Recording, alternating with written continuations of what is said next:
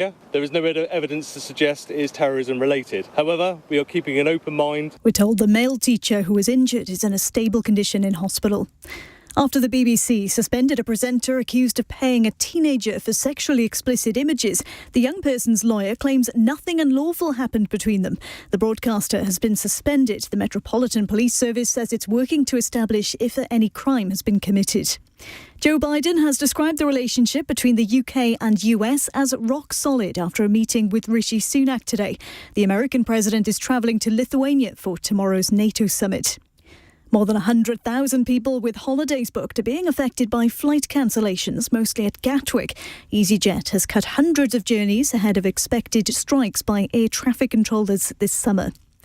In the city, the FTSE 100 has closed up 16 points at 72.73. The pound buys $1.28 and €1.16. LBC weather, rain for much of the country tonight, heaviest in South Wales and southern parts of England with a low of 11. Heavy thundery showers tomorrow, mainly in northern and western parts, a low of 24. From Global's newsroom for LBC, I'm Charlotte Morgan. This is LBC from Global. Leading Britain's conversation. Cross Question with Iain Dale. Hello, a very good evening and welcome to Monday's Cross Question. I'm Iain Dale. With me on the panel tonight are Dr. Iain Mendoza, who is the director of the Henry Jackson Society. We have Polly Toynbee, columnist for The Guardian, Mike Katz, chair of the Jewish Labour Movement, and Andrew Leadsom, Conservative MP for South Northamptonshire and a former Cabinet Minister. They're here to take your calls. The number to call 0345 6060 973. You can text 84850, or if you have Alexa, say, Alexa, send a comment to LBC. And of course, you can watch us on Global Player. Lots to talk about tonight.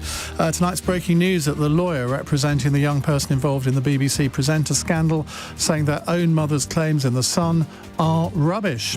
The Bank of England governor's big speech tonight, in which he'll say how important it is to cut inflation. No kidding. Unite votes to maintain its ties to Labour, but warns it'll have maximum leverage over a Labour government. And President Biden saying the special relationship, God how I hate that phrase, remains rock solid during his brief visit to the UK today.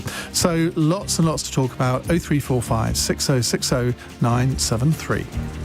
Call 0345 6060 973. Tweet at LBC. Text 84850. Cross Question with Iain Dale. This is LBC. Right, welcome to you all. Let's get cracking with our first question. It's from Rupert in Lancaster. Hi, Rupert. Hello, Ian panel. Are we stooping down to Russia's level with cluster bombs? America is going to supply the Ukrainians with cluster bombs. We're not. Polly Toynbee. Well, we don't support cluster bombs. We never have in this country, neither the government nor the opposition. And I think we should stick to that.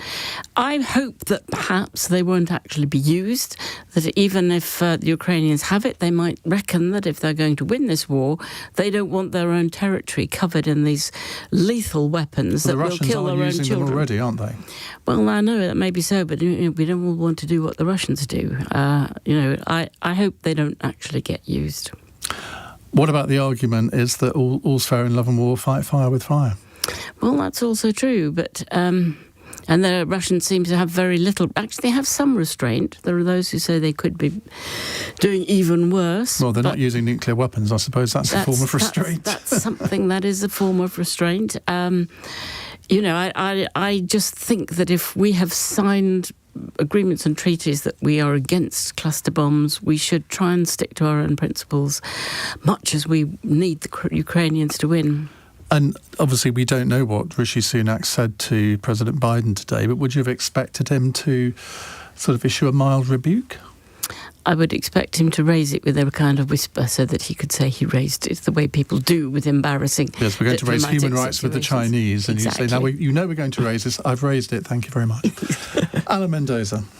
Well, I'll take a slightly different position here. Obviously, our position is that we won't use cluster bombs, we won't supply them ourselves, but the Americans are not sort of tied into the same treaties as we are. If they wish to do so, I don't see any reason why we're going to sort of admonish them for doing it, because principally I spent the whole day speaking to Ukrainians about this issue. I didn't meet one Ukrainian who thought that the future prospect, if you like, of clearing up whatever might be left over from this cluster bomb, munitions is worth bearing in mind when the Russians are currently killing, maiming, raping, sort of going across the land, destroying it. As far as they're concerned, they want their land back. They'll worry about the clean-up, the reconstruction afterwards. This has been brought on them by Russia. All they want is to defend it. And it's a very limited munitions approach. They're not going to be using it in urban areas. It's going to be just against to dig them out of trenches, basically. Somehow they've got to dig them out of trenches, Ian. You've got to give them something to do that.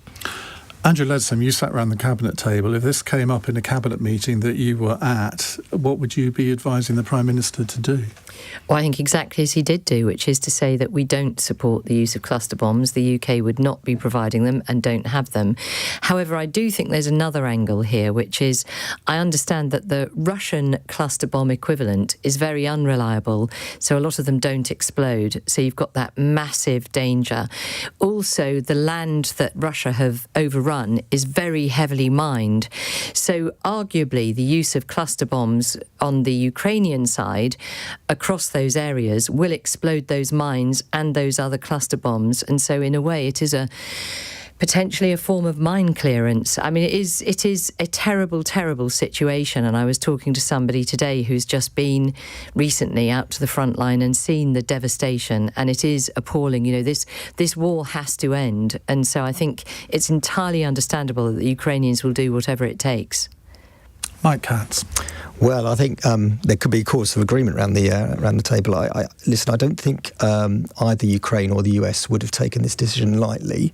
We are signatories to the convention. Neither of those two countries are, and so they are free to deploy them in the way that they see fit. And Andrew's raised a very interesting point about whether actually the reliability of some more efficient cluster munitions could actually be doing good rather than more harm. It's a terrible situation. We have to stand absolutely steadfast with both Ukraine and indeed the USA and the rest of our NATO allies, and have some trust that the decision taken was for the right reasons with the right levels of intelligence about how they will be deployed.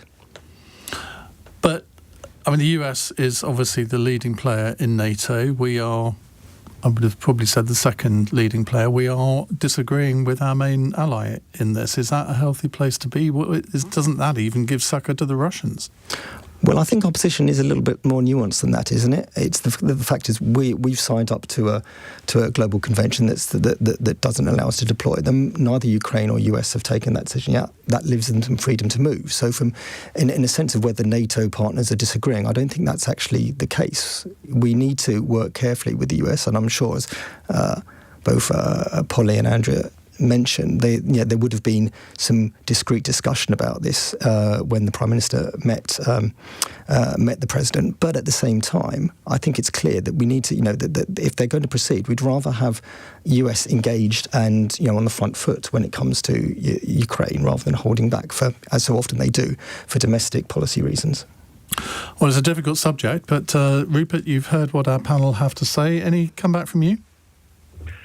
I think whatever it takes on the battlefield should be used. So I would cautiously and with a heavy heart use these weapons to clear the trenches.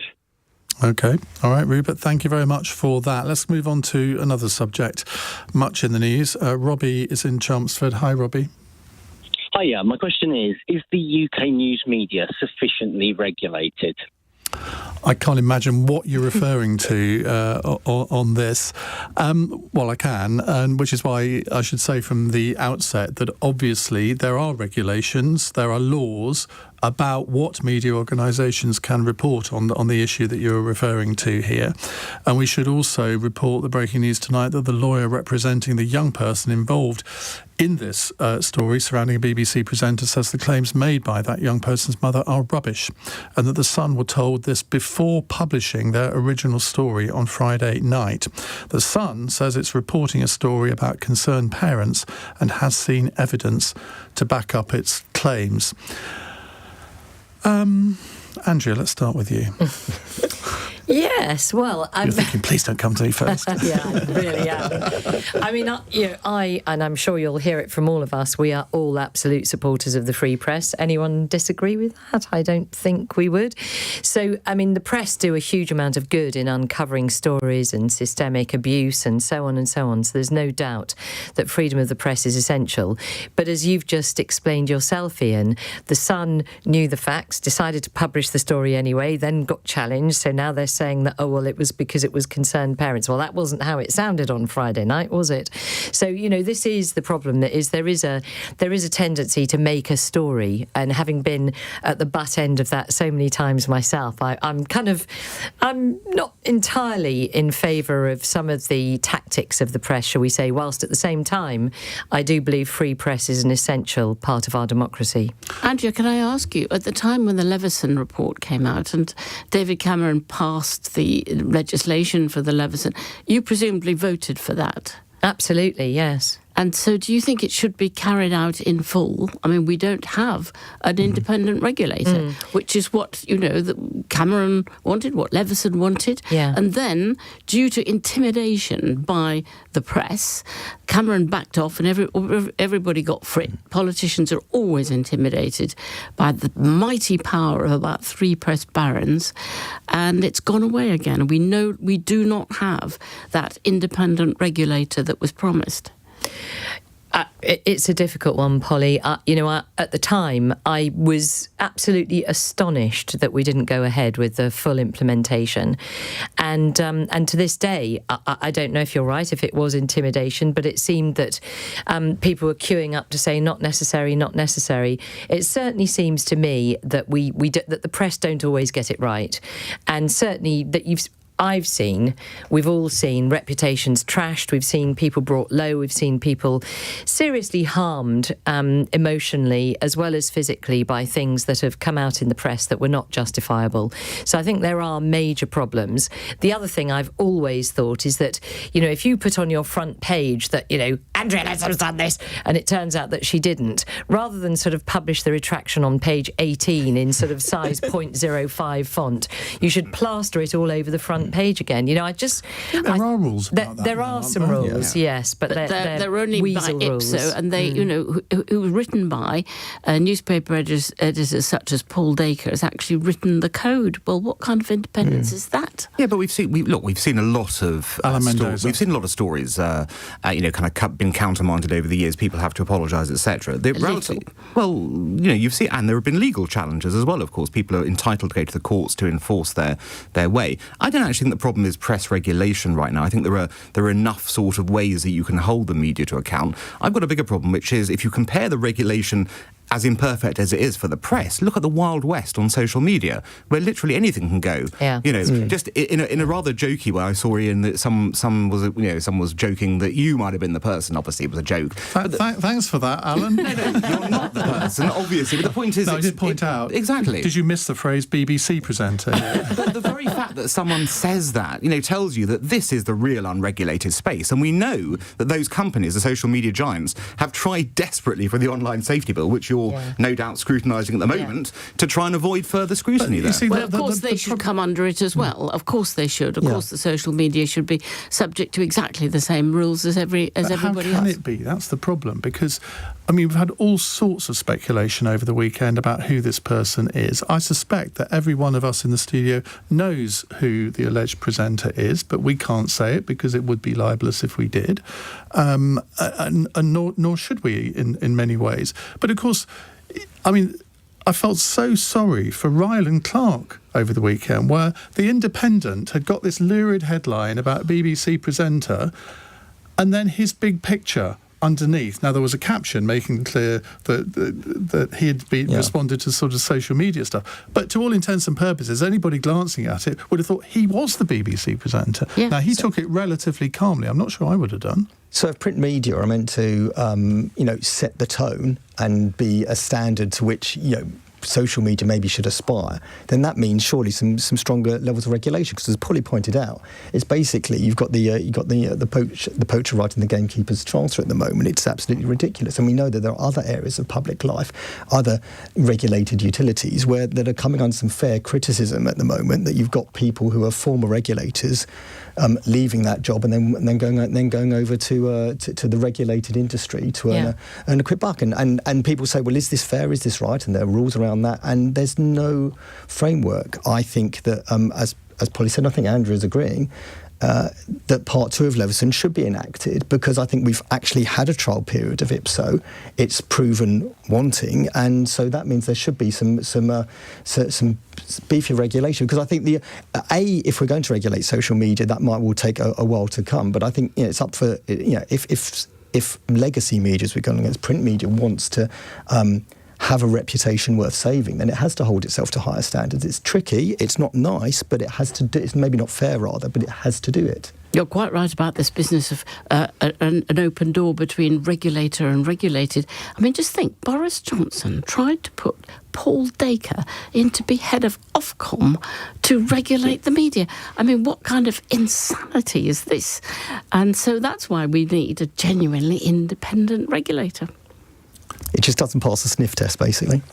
Maybe not, but this phrase, in genuinely independent, I'm not sure such a person exists, because you could grab someone off the street and put them in as the regulator, and because they wouldn't have any sort of beef in the game. But surely you need to have somebody who's been inside the industry and knows what can go on and knows all the sort of nooks and crannies to look into. And that person can never be genuinely independent. No, it needs to be a panel of people, of experts and people who probably have come from the industry, politically balanced across different types of media. It's not just one. Maybe you and I could have a job share.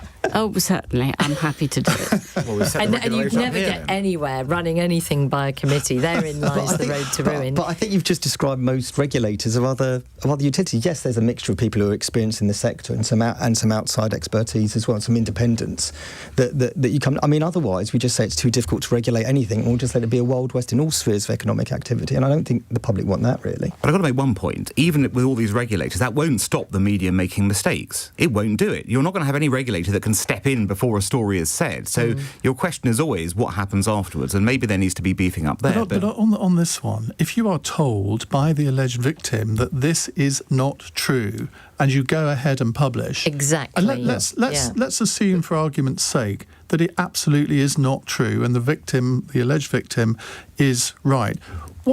How is the Sun going to be sanctioned on this? And that is exactly the issue. It's a perfect example, because, of course, everyone will just head for the hills. You know, who wants this story to keep going? And what we absolutely know is that if people start fighting back, saying, oh, what I said was, no, but what I said was, all it does is sells more papers. It covers everybody with excrement. It does not make anyone look good. It keeps the story going. It makes people more and more miserable. I mean, I think the first thing I ever learnt, the first time I became a minister, was don't add fuel to the fire. Yeah. They're accusing you left, right and centre. If you try and fight back and say that is not true, you're just going to make it worse. And that can't be right. I can see it now, Rupert Murdoch saying, this is the humblest day of my life, as he did with the hacking scandal. And then somehow or another, one newspaper morphed into another, and things went on just as before. I don't think. News of the World did actually close down. Yes, but then the new Sun on Sunday cropped up instead. Yeah, it's a pale imitator. I miss the News of the World. I'm going to say it, but there we are. I liked its slogan, all human life is here. Someone on a text saying, Polly Toynbee has it in for Paul Dacre this evening. I think, to be fair, it's not just this evening. No, it's always. Yeah, exactly. Right, we'll move on in just a few moments. I'm sure he speaks highly of you, Polly. He certainly has written some stuff. 0345 6060 973 if you'd like to put a question to our panel. You are listening to, or hopefully watching, Cross Question on LBC and Global Player. It's 8:20. LBC.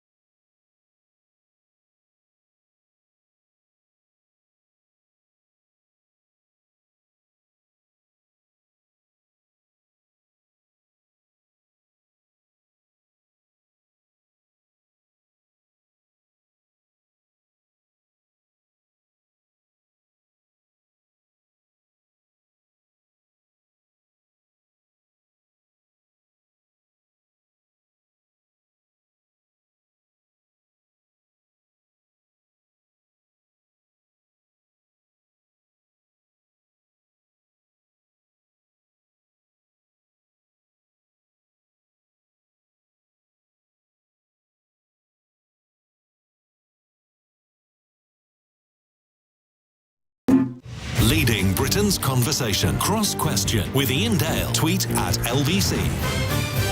If you've just tuned in, let me tell you who's on our cross-question panel tonight. We have Andrea Leadsom, Conservative MP, former Cabinet Minister, Mike Katz is Chair of the Jewish Labour Movement, Polly Toynbee, columnist for The Guardian, and Dr. Alan Mendoza from the Henry Jackson Society. Remind us what the Henry Jackson Society is. Well, it's a think tank promoting and preserving the principles of free and democratic societies. Excellent. Right, let's... I don't need to ask you what the Jewish Labour Movement is, Mike, do I? Because it says... It's a Ron Seal title, isn't it? It says what it says on the tin. Exactly. Right, let's move on to our next question. It's from Robert in Shrewsbury. Hello, Robert. No, it's a text question. Does the prospect of a massive union controlling a Labour government chill you? Unite's General Secretary Sharon Graham says it will have maximum leverage over a Labour government after Unite members strongly voted against disaffiliating from the party during its conference. Mike Katz. Well then, well, I'm very glad that they voted against disaffiliation. That's a good sign, because I think in other times and other unions have considered this question. It has been a less clear vote. As somebody else who runs a social society, not a trade union, but we're both affiliated to the Labour Party in the same way, I think I understand my job's to represent my members with when I'm talking to the Labour Party and the Labour leadership. But at the same time, I don't think how am I going to control the whole of an incoming Labour government. And Sharon Graham, as the General Secretary of Unite, I think has made it really clear that she's very interested in her absolute number one priority from morning to evening is representing her workers and following an industrial agenda. And that's absolutely fine. I think some of the political points people make around the direction of the Labour Party, and that's sort of interpreted as and I've read it all day in terms of the way this has been reported, as a criticism that people aren't happy with the way that the Labour Party is going in terms of candidate selection. And firstly, it's very, I think, to allege that some of the issues that people are not getting selected for has anything to do with, the future of school assistants or the steel industry or public sector workers or bus drivers or indeed all the many hundreds of thousands, millions of members that Sharon Graham represents is really for the birds. No, the way she's worded what she said today, it will add fuel to the fire in Conservative campaign headquarters, because they can use these words against the Labour Party. Basically, she's saying, well, if you don't do what we want, we're not going to give you £3 million. That's the subtext. Well, the single biggest organisation, shock factor, the single biggest organisation that funds, corporate entity that funds the Labour Party in general terms is the Association of Labour Councillors, because they take a levy from every Labour councillor and they give it back to the party. And I don't think when people are saying, oh, what happens if Labour councillors try and dictate Labour Party policy, people wouldn't say that's a strange thing. Trade unions, social societies like mine, are part of fabric of the Labour Party, of the Labour movement, and they have a space around the table to argue their case on behalf of their members. But it's no more than a space. And the idea that and to be honest, as a Unison member with more members than Unite have, I'd be rather miffed the idea that Unite has suddenly decided it's going to be controlling the Labour Party, and that's that. There are a number of trade unions affiliated to the Labour Party. They all have members with different priorities and opinions, and they will try and influence the development of policy in those directions. There'll be lots of Labour MPs, lots of Labour councillors who will try and influence the Labour Party in their direction. The point of the Labour leadership and the way the Labour Party works is to balance it out, and always bear in mind the most important thing is what our voters want. And nobody, and I think least of all Keir Starmer, is going to privilege the voice of Sharon Graham above any of the voters that he is trying to get to support him to become the next Prime Minister. Andrew Leadsom. Well, I want to start by saying that when I was business secretary, I had a very good relationship with Unite over saving British steel, and they were very good to deal with there. But yes, I do have some grave concerns about overbearing union power against a Labour government. I mean, we've got this huge problem at the moment where the Labour shadow front bench won't come out and criticise the strikes that are really causing harm to people right across the country who've got their procedures and operations being delayed and cancelled. People can't get to work because of train drivers' strikes. And now Labour are still not even saying consultants, most of whom earn considerably more than the Prime Minister, shouldn't go on strike. Strikes in the health sector, well, no, Wes Streeting has said he thinks junior doctors asking for £35,000 is too much. He hasn't said 35% pay rise. 35% pay rise, beg your pardon. What he hasn't said is that the strikes shouldn't go ahead, or that it's completely wrong, or that they need to get real. He hasn't said what would be a reasonable settlement. So I actually think, Labour needs to take a grown-up view of what's going on and actually stand up for the people of this country. Well, Wes Streeting has written an extremely good book, which he's coming on to talk about on Thursday, which he's even had criticism from people for that, I think, which I think is a little bizarre. And tomorrow night on LBC at 7, we've got the 2 remaining Conservative candidates for London Mayor coming into the studio, which I'm slightly looking forward to. If I'm honest, I'm not sure either of them are up to it, but do you know either of them, Andrew? Not very well, but no, I think they're both very good contenders. I certainly don't think that Sadiq Khan is unassailable. I think his policies on ULEZ are quite problematic. Later, you never know. Yeah. Right, back to the prospect of unions controlling a Labour government. That's a question from Robert in Shrewsbury. Polly. Well, I think Sharon Graham is a very good leader. She's definitely not a Len McCluskey, who was absolutely, best friends with Jeremy Corbyn. It's quite a different world in the unions, and the unions are pretty united with Labour and pretty united in the endeavour to get Labour elected. I mean, there are a handful of Corbynista people in Unite who put forward this motion, and I think it was a great relief to everybody. It was overwhelmingly voted against. The great majority of Unite members want to support Labour, back Keir Starmer, get a Labour government. And Sharon Graham's very much, she's very practical, because she really is interested not in playing politics, but in the policies, and particularly the industrial policies. And the sort of industrial policies that Labour's been putting forward have been like fair pay agreements in every sector, would be transformative in terms of low pay, because after all, most people don't belong to a union, right across the country. Well, you should also point out that more than 30% of Unite members are Conservative voters. I'm sure they are, but then large numbers of Unite members, like all unions, don't actually vote even for their own union leadership. It's a very peculiar business who votes and doesn't vote. It's always been true that large numbers of people in manual jobs have voted Conservative, or we would never have had a Conservative government. And those are the people Labour has to set out to persuade. And I think Sharon Graham is absolutely on the right side on this. As for financing parties, well, personally, I would do away with it altogether. I would have no private donors. Apart from membership fees, I'd have no private donors. I wouldn't have these multi-billionaires paying shed loads into the Tories, and occasionally a bit to Labour, and the unions paying to Labour. It's not a good idea. Well, I'm not so sure that you can just wish this away. You've done a good job, Mike, of wishing it away and saying, well, I'm like the unions, we do the same thing, and Polly's saying, yes, of course, they want a Labour government. Come on, the mask has slipped here. The reality is, she said what she means, which is, I'm going to try and control the next Labour government. Now, that's, fair enough. Hasn't she just said, I'm going to try and influence the next Labour government? And there's nothing wrong with that. Maximum leverage, Ian, what does that mean? Well, it means influence, doesn't it? No, it means I'm £3 million on the table. It means whatever I can use to influence in this sort of way. It doesn't mean Len McCluskey, I agree with you there. But what it does mean is that, a small tail be wagging the larger dog. And I think it's interesting. The Labour Party have tried not to, kind of come onto a policy, say, on the pay review board. Oh, will we back it, won't we back it, we're not going to say, etc. They are going to head for a collision course quite clearly with some of the unions on this. And I think here's a clear warning from the unions to say, don't think we're just going to let you have your own way on this. We are going to make our presence felt. Now, whether you think that's good or bad, that's a reality of what trade unions do. That's what they're there to do. They're there to represent their members to the highest levels. And they do that with government at the moment, don't they? And I don't see how, say, in the world of education, where you've got obviously a dispute in the moment, or indeed the world of health, there's absolutely kind of zero engagement between the secretaries of state, and they're simply, we're used to kind of having brinkmanship and last minute bargaining when a strike's going to happen the next day. We're used to that. That's kind of industrial temperament that I grew up with, and that's just not happening now because the government aren't engaging the trade unions. You can't wish them away either, and quite rightly, they're a fact of life, and you have to deal with them. Andrea gave an example of where she did engage with trade unions. Very effectively, absolutely. But very specifically, I mean, to Polly's point and yours, Mike, about the fact that you want fair pay, etc.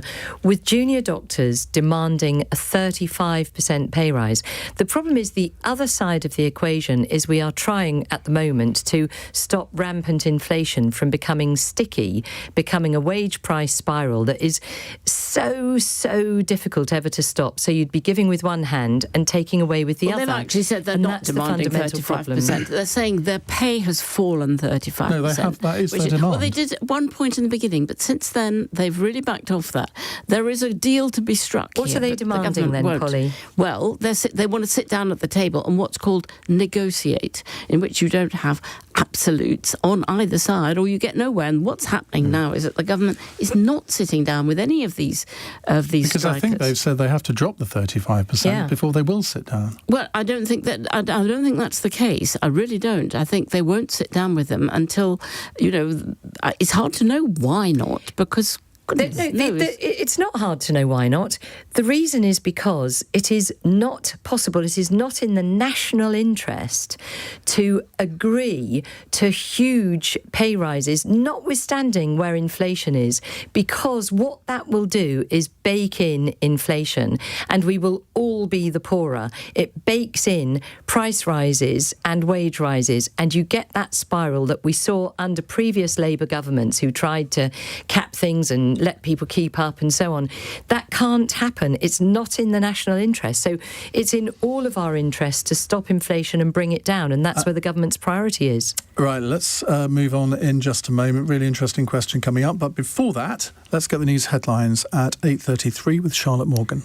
Police say they're still trying to work out a motive after a teacher was stabbed at a school in Gloucestershire this morning. Officers are questioning a teenager on suspicion of attempted murder. A lawyer representing the person involved in allegations against a BBC presenter says the claims are rubbish. In a letter to the corporation, they say nothing inappropriate or unlawful took place. And Joe Biden has described the relationship between the UK and US as rock solid after a meeting with Rishi Sunak. The American president's now gone to Lithuania ahead of tomorrow's NATO summit. LBC weather, showers and possible thunderstorms moving across Northern Ireland and Scotland. Heavy rain affecting much of England and Wales overnight with a low of 11. LBC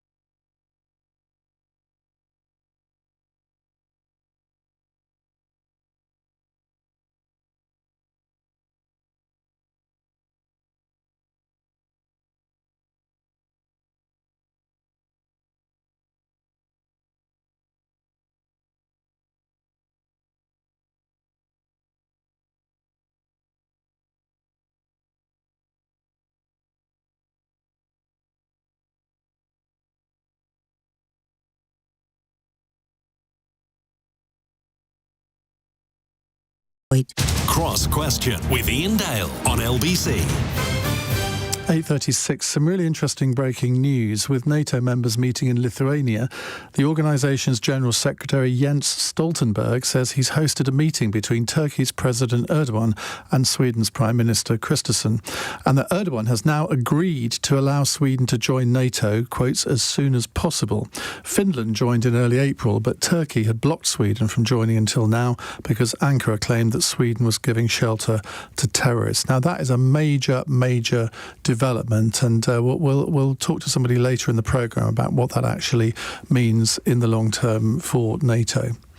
Now, with us in the studio to answer your questions on Cross Question, we have Dame Andrea Leadsom, Mike Katz, Polly Toynbee and Dr. Alan Mendoza. Let's go to our next caller. It's David in Enfield. Hello, David.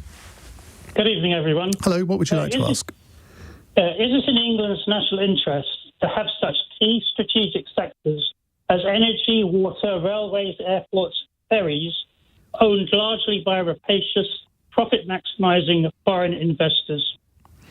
Should say it's not just England, it's the United Kingdom, to start with. Well, it is. Hello. Scotland owns its own water. All right, take water out of it, but on all the other things, it applies to the United Kingdom.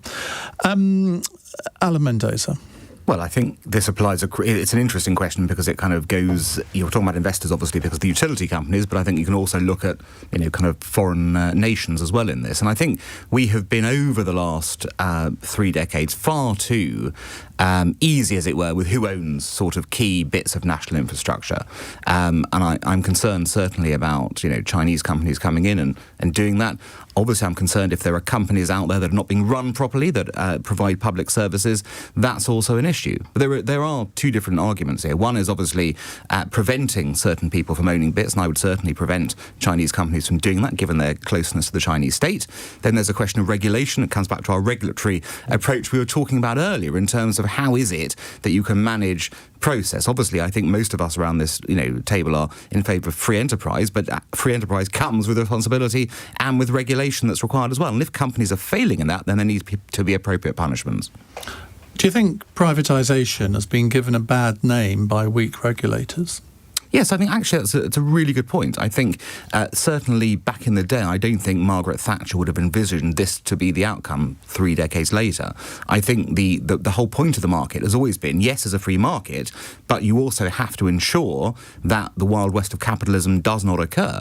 And I don't think that's something that most people who backed privatisation would have wanted. Yes, they feel that the private sector can do things better than the state, and I think actually it can. If you look at the performance of companies over that period, the answer would be compared to previously, I think definite improvement. But can there still be improvements? Of course. And there has to be effective regulation across those sectors. But I still don't think there's a massive cry for nationalisation. I don't think people want to go back to Britain PLC owning the commanding heights of the economy. Those days are over. I think that people want better regulation. I think one of the interesting points in this argument is that I think that David's right, that there is this idea that sort of foreign investors, bad, we mustn't have them investing in our infrastructure, but fail to understand that Britain invests huge amounts in other countries, in a company. I mean, I think we're the biggest foreign investor in the United States, but we never really talk about that. Polly?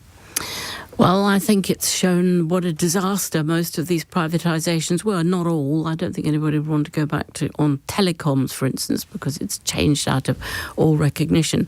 But water and energy have been a calamity. And I think Alan Mendoza hasn't been reading the opinion polls. What's fascinating is that overwhelmingly people are in favour of nationalisation. I mean, whether it's the right answer, that's a different question, but they are. And so are a majority of Conservative voters. The sense of outrage, sewage in the water is going to help lose one hell of a lot of Tory seats in the next election. And the electricity situation is, we've bailed out Bulb, we're bailing out people, the same as we've bailed out the banks. I mean, I think renationalising is difficult, because if I were going to be the next Labour Chancellor, thank goodness I'm not, would I want to spend I'm not saying a word. A huge have a chat with Unite, Polly. They may yet make you a huge amount of money, buying back these companies before you do anything to improve anything else. But I think you just have the most rigorous regulation. You make virtually no dividends for a long time. Some of them will collapse, in which case just take them back, like the railways companies collapsing. As they collapse, take them back in, but don't spend a huge amount of money buying them back. I think that's a really interesting point, because people who say, yes, let's renationalise X, Y or Z, they do it without thinking of the consequences, because you can't just renationalise and sequester a company. You do have to pay compensation to the shareholders. Unless they collapse. Indeed. But if you do sequester, let's say, for example, that a future Labour government, and I could envisage this happening if Jeremy Corbyn had been Prime Minister, if they did say, yeah, we're going to renationalise water, but we're not going to pay any compensation to the owners of the water companies, the British economy would end overnight, because nobody would nobody would invest in it. Mike? Well, it's interesting, because I think the question was focused around foreign investment funds from foreign countries that we may not be that sympathetic with, and obviously one immediately thinks of China, and particularly the control of some of these social media platforms. And there's obviously a lot of controversy about Saudi Arabia and its involvement and control over lots of sporting activity. And that got me thinking, in football you have a fit and proper persons test, and I wonder why we don't have. That's working so well, isn't it? Well, we could again. We're having so many bites of the regulatory cherry tonight. It's delightful. But why is it? Why that's about? It's a good principle. It needs to be applied properly. But actually, why isn't there a fit and proper country test to those that are investing from foreign sovereign wealth funds in our national assets? Because I think we have to be clear that whilst we have kind of clear security concerns over major bits of infrastructure, some of the platforms, some of the technology, some of the IT, it seems to kind of go completely without question. It's absolutely not Wild West, but it's completely free for people to invest in. And you can think, well, actually, this is as much a bit of national infrastructure as say bridges, roads, energy plants, that kind of thing. Andrea? Well, to start with, it's not true to say that it's the Wild West. Actually, in recent years, we've put in place more legislation to protect critical industries and also to enable the government, where necessary, to be able to take a sort of golden share in critical defence areas, critical intellectual property, weaponry, etc. So it's not true that it's the Wild West. But what your caller was asking about was regulated sectors. And I think there can be no doubt that the nationalised equivalents were not better. So the privatisation has been an improvement. But what we've seen over the last 15, 20 years is greed, incompetence and poor oversight by regulators. So that's what needs to change. I think the very idea of renationalising, for a start, that's to forget who are these amazing shareholders. They're us. They're our pensions. And that is, if you're sort of suggesting, Polly, that let's let them fail and then we can just take the companies back, well, that's your pension.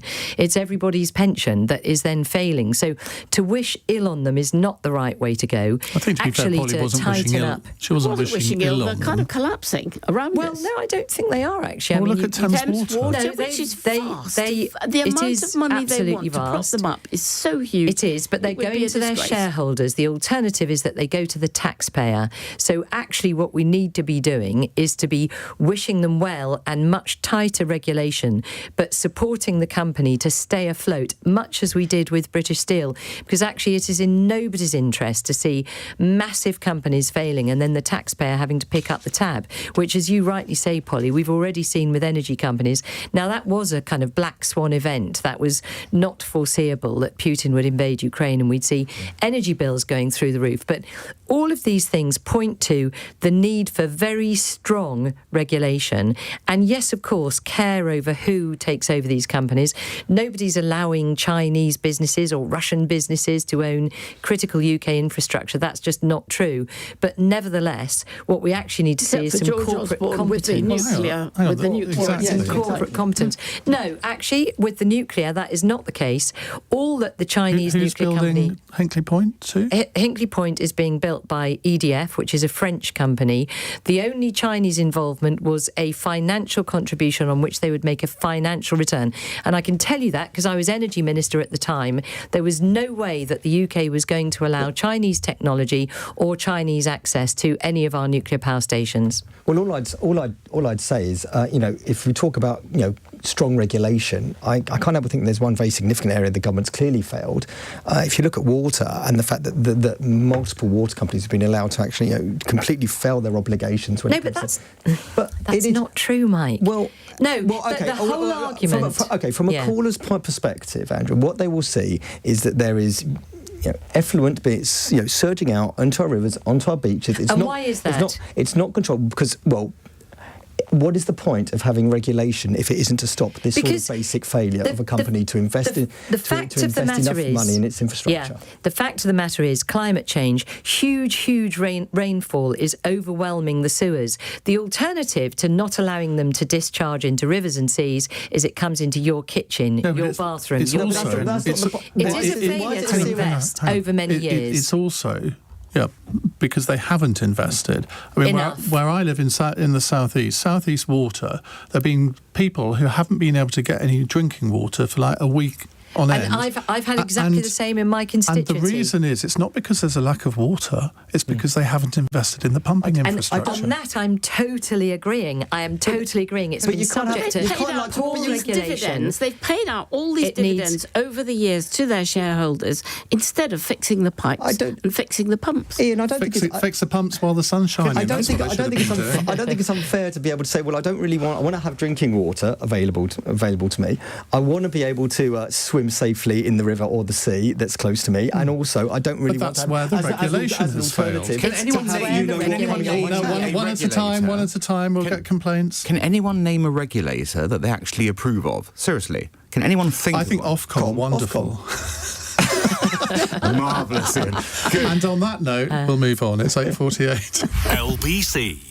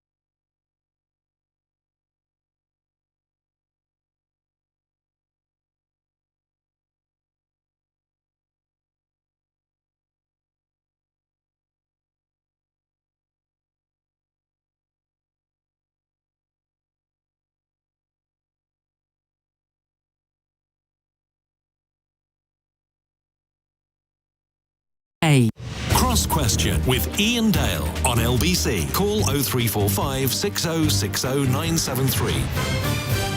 It's 8:51 on LBC. Ben is in Clacton and has a question for us. Hello, Ben.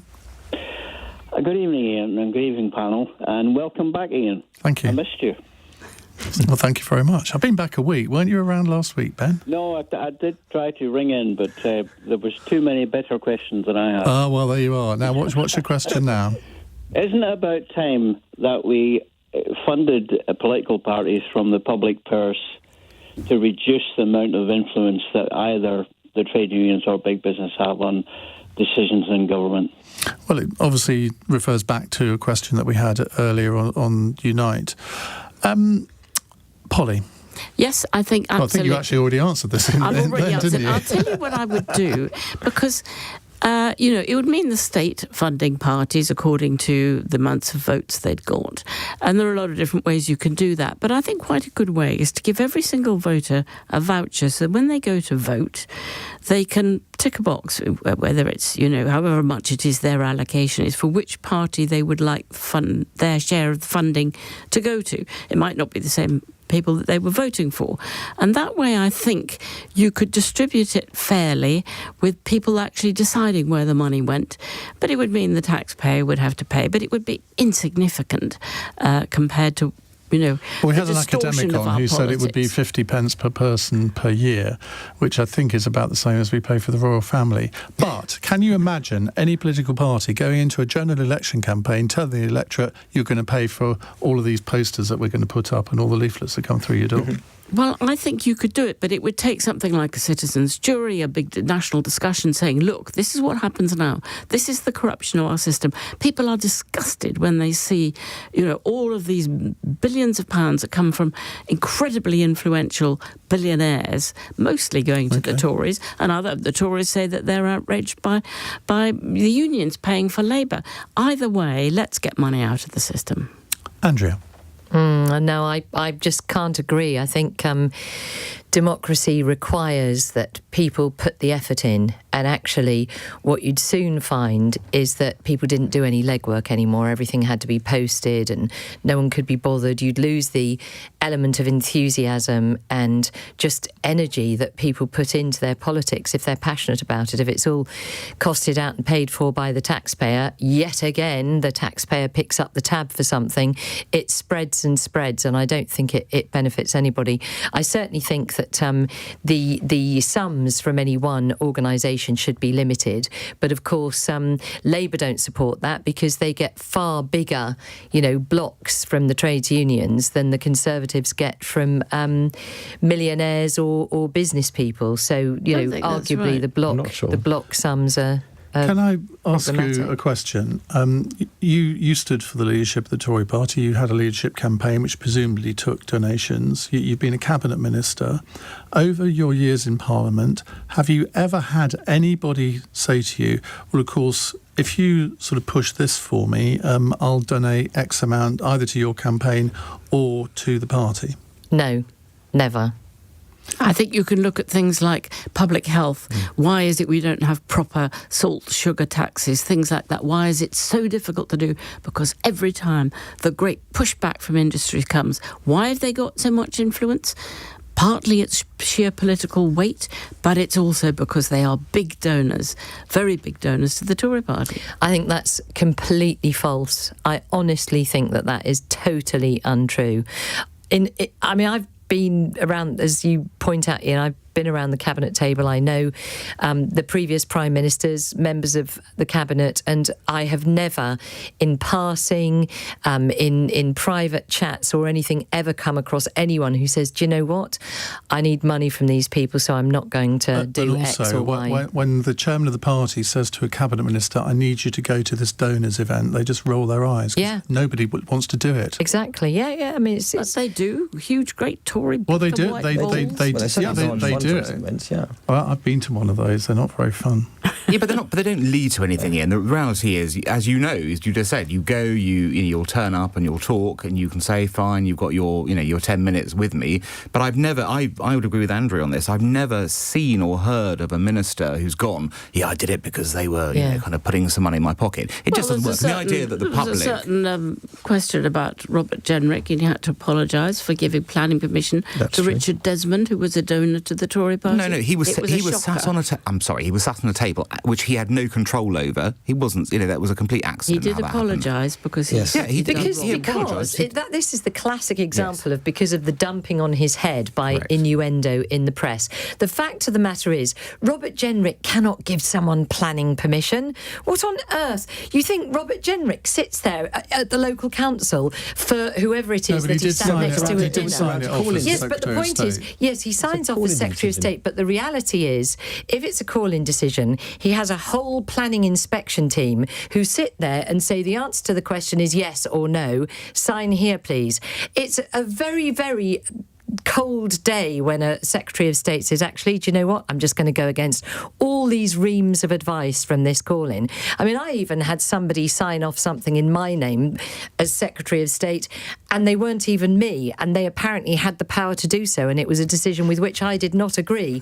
So actually, to suggest... I wouldn't have liked to have been that person the next day. Ministers can overturn local planning decisions. They have the power to do that. I agree with you, but I've just explained, Polly, exactly what happens if there is a call-in that is not the decision for the Secretary of State concerned. It's a decision that's taken on very, very detailed advice. Quickly, because we're running out of time, Mike. Well, listen, I think I certainly have sympathy with the idea that you could, and certainly I think I'm right in saying that Labour came quite close to making proposals to introduce public funding of parties. I want to take a slightly different angle on this. And this is a very unpopular thing, I think, maybe to say, but I think actually where I'd like more public money directed is funding MPs and their support and select committees in Parliament, and actually having more resource going to that, because it isn't about Parliament, it isn't about party political activity, because I actually agree with the idea that you want to have people come forward and involve themselves in the political process. But at the same time, if you compare it, we've been talking about America, how senators and representatives are resourced in Congress. It's light years away, the money. And if you... Should they have higher salaries? Well, if you pay... we're not going to get... That's a different subject. It's not about the MP salaries, it's about the salaries of the people they employ and the expertise you get out of it. Because if you pay peanuts, then what do you get? OK, well, we'll bring Andrew's assistant in to talk about this, who's outside. I was just going to say, here with you there, Mike.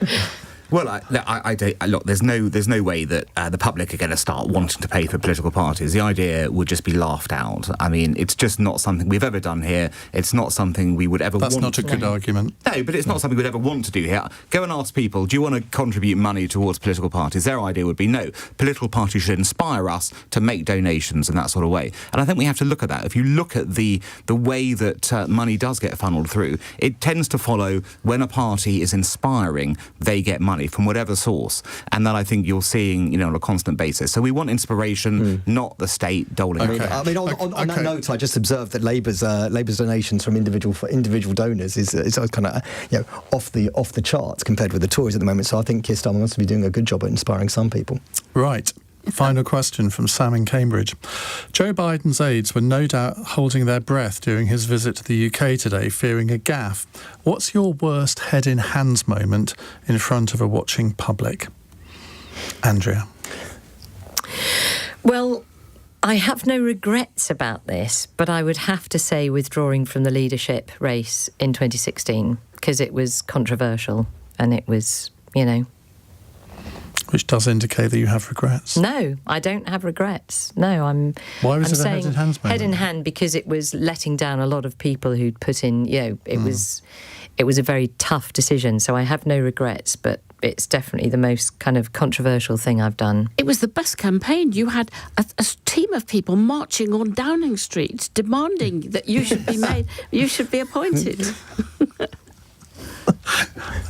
Never mind.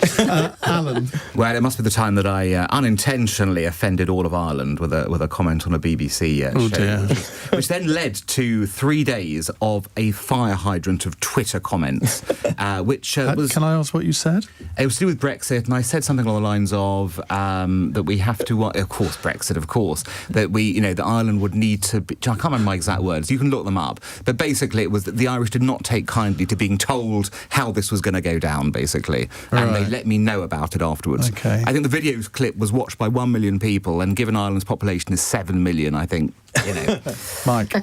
Well, it's a nearly moment. I'm going to cheat. It's a nearly moment. So they asked me to be on the stage behind Keir Starmer when he did his leader speech at Labour conference last year. You did a rabbit ears above. Yeah, no, not quite. I didn't realise until the very last moment that I was actually going to be, literally behind his head for the whole of the speech. And I've got quite an active face. I thought, what happens if I sneeze, yawn, gurn? And I just spent the whole hour and a bit just concentrating, and I didn't actually take in much of it at all. So it was very nearly a head in hands moment. But I think I avoided it. That's called being a donut.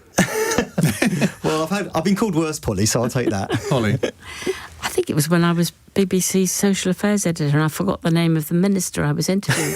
And I've now even forgotten who the minister was.